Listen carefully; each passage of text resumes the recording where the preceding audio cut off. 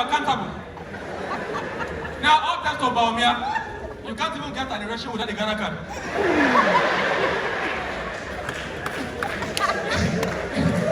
One day I went to pick somebody.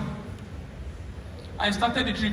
When I checked the duration, the time was 40 days and 40 nights.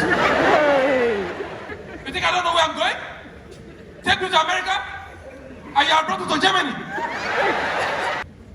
I've got to realize that every music or song released at a particular time, like a particular group of people were able to relate to it because it depicts their character, their lifestyle, what they've experienced or what they are going through in life. Yeah, if you listen to this song, Jonathan,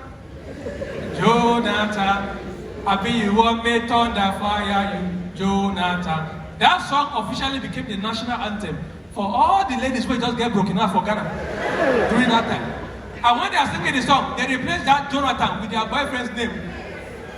For instance, if my Lexi break their husband, Lexio, and they don't tell you that Abi, they don't even tell you Abi, you want me to turn fire. They go straight to the point. Lexio, now thunder will go fire you. Lexio.